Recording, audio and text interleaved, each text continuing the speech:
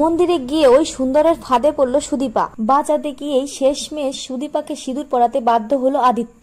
হ্যাঁ বন্ধুরা, আমরা এমনটাই দেখতে পাবো অনুরাগের ছোঁয়া ধারাবাহিকের আগামী পর্বগুলোতে। সুদীপা তার বাবাকে নিয়ে শহরে চলে যেতে চায়। কলকাতা শহরে ডাক্তারি পড়তে যেতে চায় সে, আর বাবাকে কোনোভাবেই সে এই নবীনপুরে রেখে যেতে চায় না। তবে তার বাবার ডিউটি এখনো শেষ হয়নি, এখনো অনেকগুলো দিন বাকি।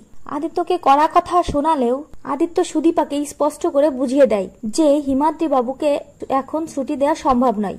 অন্যদিকে আদিত্য এই কথা বলায় আদিত্যর উপর প্রচন্ড ক্ষেপে যায় সুদীপা। সুদীপা তার বাবার সাথেই কলকাতায় যেতে চায়, কিন্তু তার বাবা বুঝিয়ে দেয় তার বাবার ডিউটি। এই গ্রামের মানুষকে ওই এমএলএ এর পাল্লায় ফেলে এভাবে সে চলে যেতে পারবে না, আরো অনেকটা সময় লাগবে।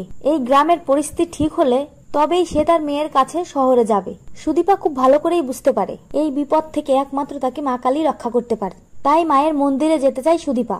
অন্যদিকে সুদীপা যে মন্দিরে যাচ্ছে ওই খবর পৌঁছে যায় ওই সুন্দর গুন্ডার লোকজনের কাছে, এবং সুন্দরকে গিয়ে বলে যে সুদীপা এখন মন্দিরে যাচ্ছে। সুন্দর ওই এমএলএ এর সাথে মিলে সমস্ত প্ল্যান করে ফেলে।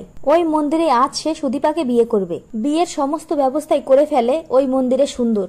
অন্যদিকে দেখা যায় যে সুদীপা মন্দিরে যাচ্ছে, আর ওই মন্দিরেই যে সুন্দর গুন্ডা কিছু প্ল্যান করেছে সেই খবর আদিত্যর কাছে পৌঁছে যায়।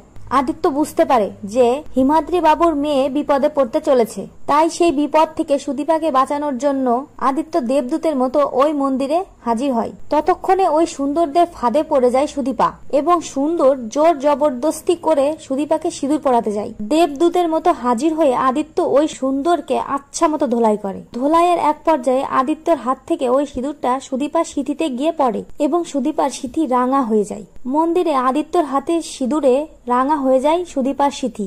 চারদিকে ঘন্টা বাজতে থাকে এবং সবাই উলু শঙ্খধ্বনি দিতে থাকে, এবং সবাই বলতে থাকে যে আদিত্য আর সুদীপার বিয়ে হয়ে গেছে। তো বন্ধুরা, তোমরা এটাই চাও তো যে আদিত্য যেন পারে ওই ভয়ঙ্কর ফাঁদ থেকে সুদীপাকে রক্ষা করতে? কমেন্ট করে জানাও, এবং চ্যানেলে নতুন হলে অবশ্যই দয়া করে চ্যানেলটি সাবস্ক্রাইব করো। সকলকে ধন্যবাদ সম্পূর্ণ ভিডিওটি দেখার জন্য। আর অনুরাগের ছোঁয়া নতুন আপডেট পেতে অবশ্যই ভিডিওতে লাইক, শেয়ার, কমেন্ট করতে ভুলো না।